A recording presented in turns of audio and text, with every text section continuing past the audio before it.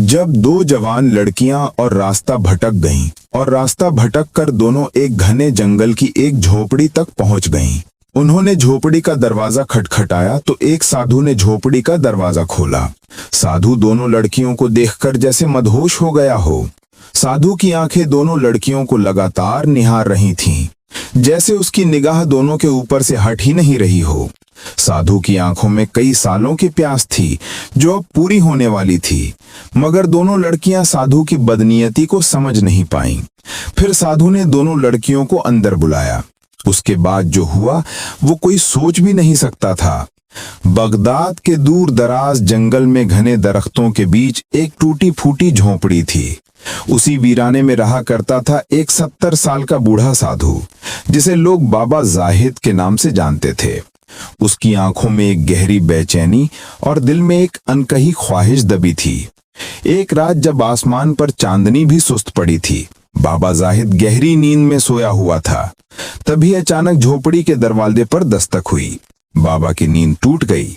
आंखें मलते हुए उसने खुद से बुदबुदाया, इस वीराने में इस वक्त कौन हो सकता है। दरवाजा फिर से जोर जोर से पीटा गया। अब की बार आवाज में बेचैनी थी। बाबा जाहिद उठा और दरवाजा खुलते ही ठिठक गया। सामने दो जवान लड़कियां खड़ी थीं। दोनों के चेहरे पर मिट्टी और पत्ते जमे थे, मगर उनकी खूबसूरती जैसे उस वीरान रात में चांद बनकर उतर आई हो।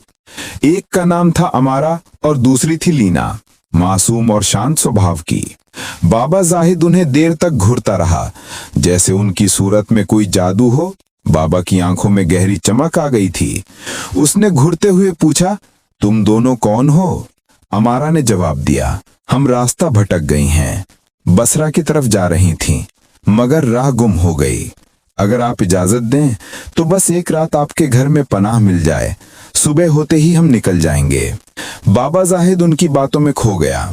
उनकी आवाज, उनकी आंखें जैसे उसके भीतर कोई भूला हुआ जज्बा जगा रही थीं। आ जाओ अंदर, बाबा ने धीमे से कहा। दोनों लड़कियां झोंपड़ी में दाखिल हुईं। बाबा ने झोंपड़ी के कोने की ओर इशारा किया, वहीं जाकर आराम कर लो। अमारा और लीना वहीं लेट गईं, थकान से चूर। दोनों कुछ ही पलों में नींद की आगोश में चली गईं। लेकिन रात का सन्नाटा अब गहराने लगा था। आखिरी पहर के करीब लीना की आंखें हल्के शोर से खुल गईं। उसने देखा कि बाबा जाहिद उसके सिरहाने खड़ा था, आंखों में एक अजीब सी चमक और चेहरे पर एक अस्पष्ट मुस्कान। बाबा बोला कुछ नहीं, बस सोचा तुम्हें ठंड लग रही होगी तो चादर दे दूं। लीना ने चादर ली और नाराजगी से कहा, अब सोने दो, सुबह जल्दी निकलना है। बाबा वापस अपनी जगह जाकर लेट गया, मगर उसकी आंखें अब भी उन्हीं दोनों पर टिकी थीं। सुबह होने पर अमारा और लीना उठी और बाबा से बोली, हम अब चलना चाहती हैं, क्या आपने कोई इंतजाम किया? बाबा कुछ देर उन्हें देखता रहा, फिर बोला, बसरा दूर है, रास्ते भी गैर महफूज नहीं।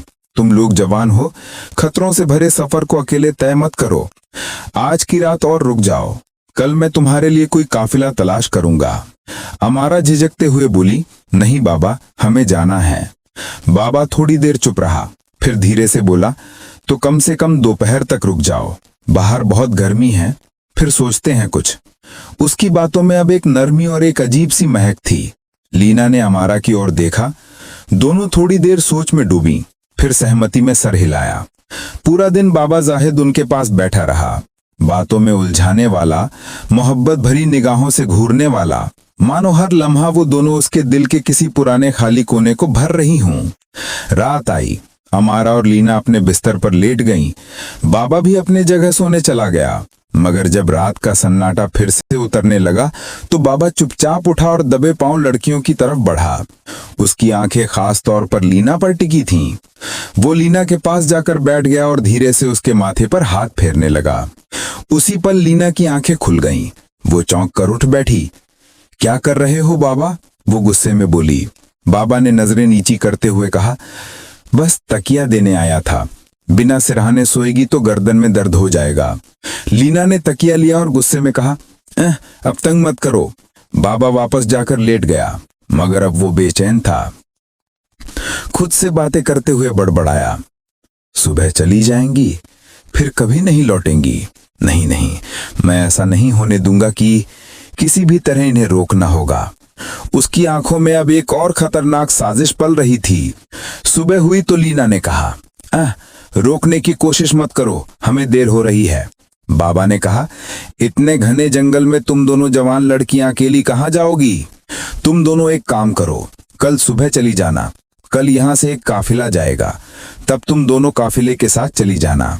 जब बाबा जाहिद ने काफिले की बात की तो अमारा और लीना को कुछ राहत महसूस हुई। चलो कल निकल जाएंगे, अमारा ने लीना की तरफ देखकर कहा। दोनों ने सर हिलाया। ठीक है, आज की रात और रुक जाते हैं। बाबा जाहिद ने जब उनकी ये बात सुनी तो उसकी आंखों में एक अजीब सी चमक दौड़ गई। एक रात और, उसने खुद से बुदबुदाया। अब की बार ये मौका हाथ से नहीं जाने दूंगा। दिन भर बाबा दूर बैठा उन्हें देखता रहा। उसकी आंखों की गहराई अब और भी स्याह हो चुकी थी।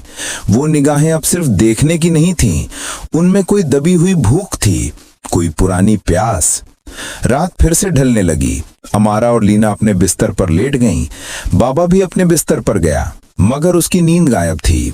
उसकी आंखें छत को नहीं, उस कोने को घूर रही थी जहां लड़कियां सो रही थीं।